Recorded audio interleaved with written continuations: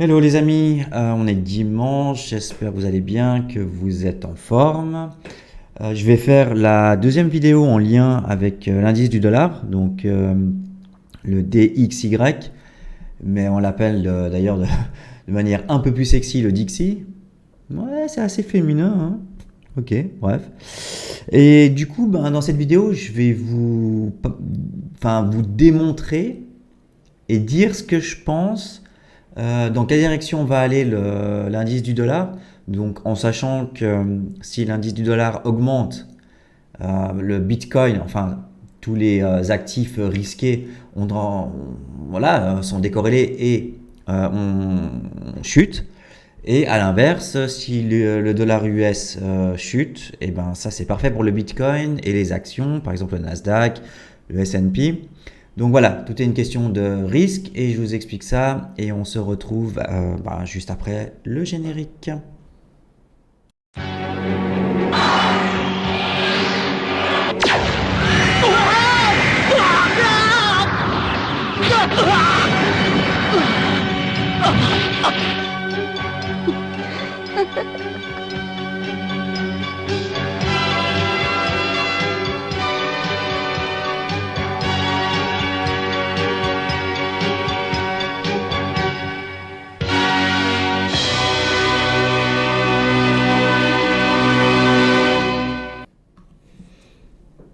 Voilà, donc on se retrouve en fait sur TradingView. Donc j'ai mis à l'écran le graphique de l'indice du dollar et de l'obligation gouvernementale américaine à 10 ans, donc le taux d'intérêt de cette obligation. Alors il faut comprendre que les investisseurs en général détestent l'incertitude sur les marchés. La dernière grosse incertitude qu'on avait, c'était le Covid, hein, parce qu'on ne savait pas du tout, le monde s'était arrêté, hein, et on ne savait pas si quand le monde pouvait redémarrer. Et donc aujourd'hui, l'incertitude actuellement, en fait, c'est l'inflation. Et elle est déjà très élevée. Alors aux États-Unis très élevée, en Europe quasiment la même chose, dans certains pays peut-être un peu moins. Mais ce qu'on ne sait pas, c'est est-ce qu'on est arrivé à un pic de l'inflation ou alors est-ce qu'elle va augmenter encore? Et dans ces grandes périodes d'incertitude, en fait, les investisseurs vont se réfugier sur des investissements sans risque ou alors avec très peu de risque. Et l'investissement en général qui a le moins de risque, ce sont les obligations. Alors, une obligation, c'est quoi? On peut qualifier une obligation donc gouvernementale, donc qui est émise par l'État, et une obligation d'entreprise qui est faite par une entreprise. Alors, une obligation gouvernementale, c'est l'État, il a besoin d'argent, donc il va emprunter donc auprès de vous. Donc vous achetez une petite part de l'obligation du gouvernement américain. Et pour vous remercier, elle vous donne un taux d'intérêt. Alors, ce taux d'intérêt, ce sera le plus bas du marché dans les obligations parce que le gouvernement américain, vous êtes sûr à 99% de récupérer votre argent à la fin et d'être payé en intérêt annuel. Maintenant, si Apple a besoin d'argent et donc il va donc émettre une obligation, alors vous allez acheter une petite partie de cette obligation. Donc, mais Apple, il va devoir mettre un intérêt un petit peu plus élevé que le gouvernement américain, justement parce que c'est plus risqué. Donc voilà, vous avez compris le principe. Donc plus c'est risqué et plus l'investisseur veut être rémunéré par un intérêt annuel élevé. Voilà. Alors, pour la faire très simple, donc il y a des agences de notation comme les deux plus connues, c'est Standard & Poor's et Moody's. Donc en fait, ils classifient les obligations selon le risque que l'entité a de rembourser ou pas. Donc le gouvernement américain, par exemple, il n'y a quasiment aucun risque, donc il est noté triple A.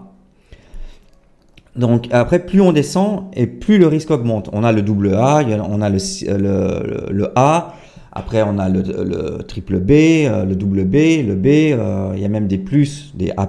Bref, donc faut savoir que le triple A, donc c'est là où vous aurez l'intérêt le moins élevé parce que c'est le plus sécurisé. Et plus on descend vers le C, donc on arrive jusqu'au plus risqué, où vous avez le risque quasiment à 70% que la société fait faillite et que vous ne reverrez plus jamais votre argent. Alors, je vous ai mis une petite liste d'obligations pour vous montrer et pour donc là on peut voir, donc là vous voyez ici par exemple, donc ça c'est le prix, bon ça c'est le yield, donc c'est le yield que vous aurez jusqu'à l'échéance de l'obligation en 2023, parce qu'il y a évidemment aussi la date d'échéance. Donc on peut prendre une obligation à 2 ans ou à 10 ans, voilà. Donc après évidemment ça a une influence sur le taux d'intérêt également. Donc voilà, donc vous pouvez voir, est-ce que j'ai, vous pouvez voir par exemple une Boeing ici, donc remboursement 2026, vous avez un taux d'intérêt de 4,66%. Voilà. Et ça, aujourd'hui en fait, le taux d'intérêt donc du gouvernement américain, il est actuellement à 2,5%.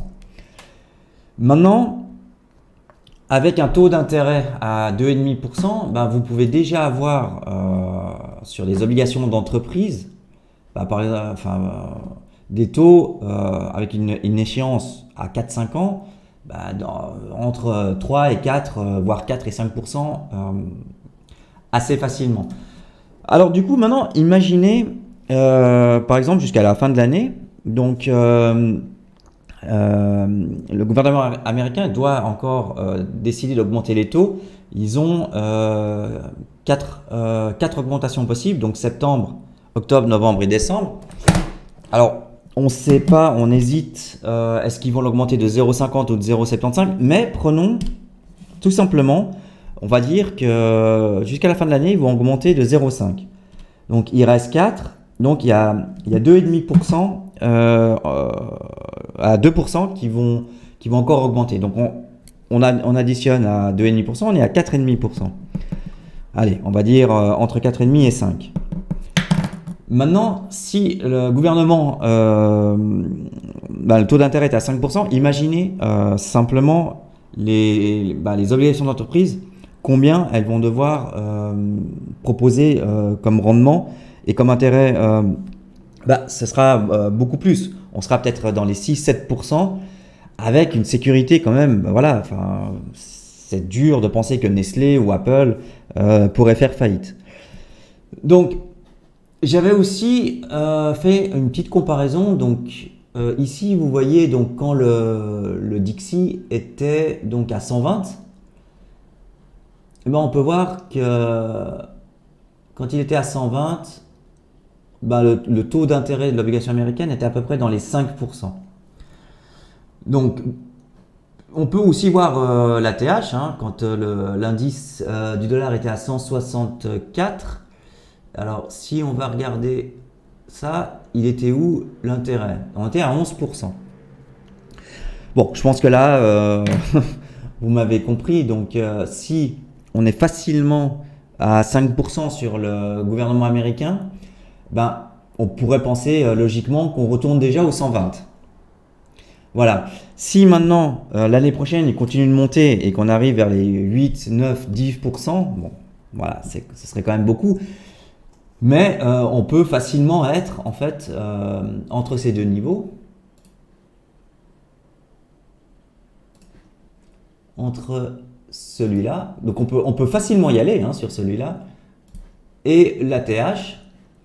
Donc maintenant, on va arriver aux 5% en fin d'année. Donc c'est pour ça qu'on pourrait tendre, le Dixie pourrait tendre vers les 120. Mais si ça continue, on pourrait se retrouver, suivant le taux d'intérêt qui vont devoir augmenter, dans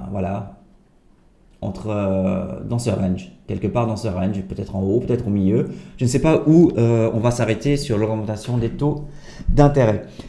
Donc voilà tout simplement les raisons qui me font penser que le Dixie va encore augmenter.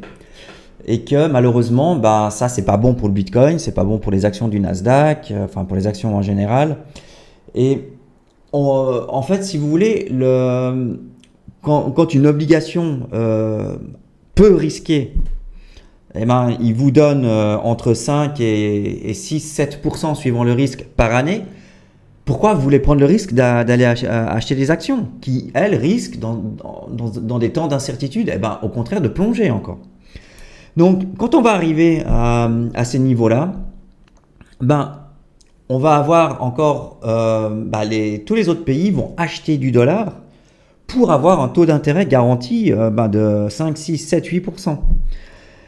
Et ça, je ne vous parle pas que les habitants des États-Unis. Il y a des gens dans d'autres pays, en Europe, en Asie, en Afrique, qui ont des dollars. Parce qu'ils en ont besoin peut-être pour faire du commerce. Donc eux aussi vont peut-être changer leur monnaie un peu plus en dollars pour avoir un meilleur taux d'intérêt suivant leur monnaie locale.